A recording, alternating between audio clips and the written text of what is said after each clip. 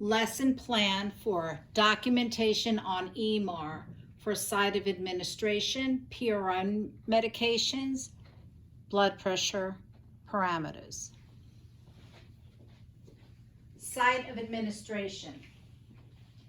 When inputting an order for a medication that requires a site of administration, the following must be included in the order to be able to properly administer and document accordingly. Usually your designation is correct for medication. Then you would do the order of for the name of the medication. Under SIG, you must put what type of injection it is. Subcutaneous, IM, schedule's usually the time, but if you can just go down to document required, we must fill in these sections for dose and site. If there is a need that we have to put the dose in, that would be probably for your insulin, and site is for many things. This must be filled in for a yes. If it says no, it's not going to come up if you have to put a site or a dose in there. All orders should indicate the route, sub-Q, IM, to which medication is to be administered. Keeping track of where the injections are given prevents scars and skin changes. It is important to use a different site each time you give an injection. The sites where injections are given should be at least 1 inch away from each other and rotate your sites. This has been a previous plan of correction, so we are repeating this lesson. PRN medications. Right now we're going to just focus pretty much on pain medications. So PRN medications. When administering PRN narcotics to residents, the following procedure must be adhered to. Approach the resident and ask what the pain level is from 1 to 10, 10 being the worst. There are different pain schedules that residents can utilize besides the verbal 1 to 10 scale, such as pain by advanced dementia and the Wong-Baker pictures. Ask the resident the location of the pain. Many times we omit the location of where the pain is. Administer your medication to your residents. Return to your medication card and document in the EMAR that you gave this medication, indicating the level of pain and the location of pain. So if there's a pain of 9 out of 10 in the right foot, that's what you're going to write. If the order is correctly created in the EMAR, the location and level of pain will ask you these questions. If for any reason this doesn't ask you this information, you need to correct the order. You must return to the resident within the next 60 minutes to confirm that the pain level has decreased and the medication was affected by a measurement. A measurement being when you returned back to the resident to find out if the medication was effective. Now it's a 3 out of 10. You can't just write effective in your note. You must put the measurement. We also, in addition to this with the order, you need to write a progress note including all the above information: the medication, level of pain, location of pain, and its effectiveness, and any other pertinent information. Pertinent information means additional information that you need to write so you get credit for the skill that you did if you went beyond what you were supposed to. Maybe you gave them a cold compress or you elevated their foot. You need to write that information in. If medication was not effective, we need to contact the MD&P to let them know that we need to address pain for additional medication, such as breakthrough medication.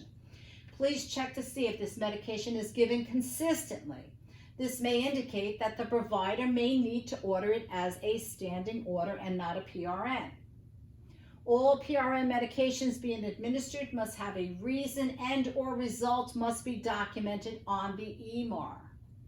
Always ensure that MD is aware if a resident is consistently refusing medication, especially when it comes to seizure medication or blood pressure medication. If they're refusing this, the MD has to know. Blood pressure parameters. Blood pressure parameters are prescribed to keep the resident's blood pressure and heart rate at a healthy level. These parameters are a guideline to control a resident's number and determine to hold a specific medication or to increase the medication to establish a safe range for the resident.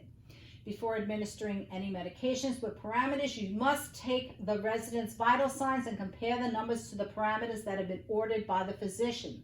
These numbers are a guideline as to if you should give the medication or hold the medication. You must document the vital signs on the EMAR so it supports the reason why you administered the medication or held the medication. Diagnoses. Ensure that you select the proper diagnosis for medication. Many times we're seeing depression, single episode, anxiety, single episode. There's no such thing. We cannot use that single episode. It is unacceptable and it will be sent back to us that we documented erroneously. Clarify the correct diagnosis with your MD. Look on the PRI. Look on the existing diagnoses. There's got to be a correct diagnosis with this medication. Discontinuation of an order. When an order has an end date, this includes medication, weights, treatments. You must put in the end date under Auto DC. Once again, we've done a plan of correction on this where somebody had an order for PRN Xanax. There was no end date put on there, and the resident wasn't taking this Xanax very often. So we had an order from August, and it kept going until December. The DOH came in, they found that, and we got a deficiency on that. So we need discontinued orders for these type of medication orders, weight monitoring, and even treatments. Treatments should have a discontinued or at least to reevaluate if the treatment's working. The next thing we're going to talk about is the admission checklist. This will be placed in your new admissions and readmission charts by admissions, and this will be a checklist that we'll utilize. So we're just going to go over some things. Under the dashboard, under pre-admission, under ADT section, if you go in there, you're going to see all your admissions that you would be getting for that day. Review the PRI and discharge summary. PRI is located under documents, admissions, intake. Scroll down to the PRI and you'll see that. The PRI is also a hard copy in the chart.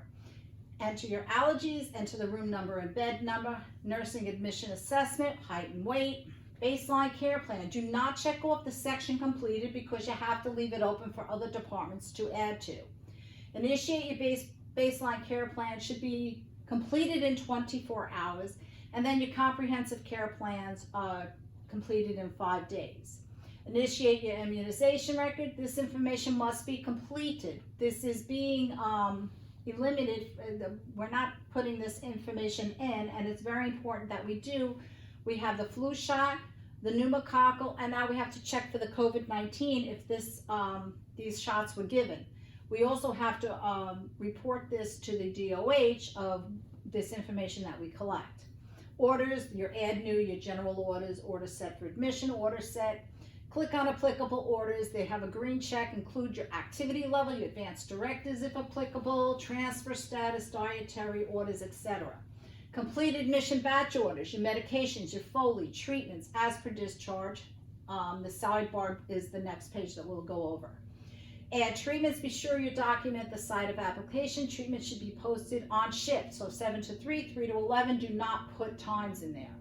Use caution in ordering consultations. No routine consultations follow up with primary doctor. Consultations can be ordered for dental, podiatry, optometry, and also cardiac comes into the facility. Develop your CNA accountability records. The sidebar, which is the next page, we'll go over that. Care plans, your ADLs, dressing, grooming, feeding, etc. Mobility, ambulation, pain, falls, at risk for, pressure ulcer, at risk for, and then your COVID-19, your Foley cath, and your elimination. Complete your comprehensive nursing assessment note, and then social worker will close out all baseline care plans to check completion. And then the social worker is responsible for giving to family within 48 hours of admission.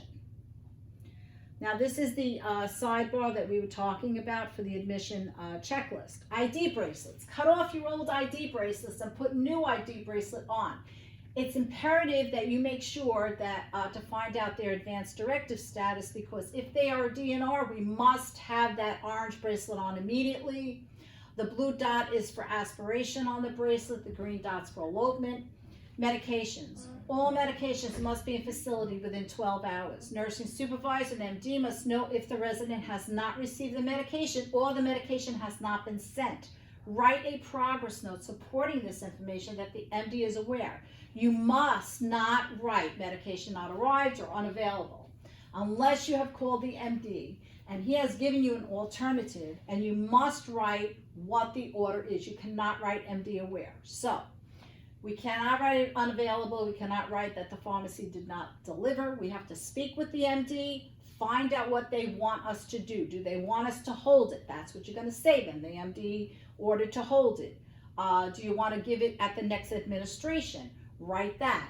MD aware. What is MD aware of? You have to write clear notes. Medication. When having a choice of medication to select, choose the preferred green symbol medication listed.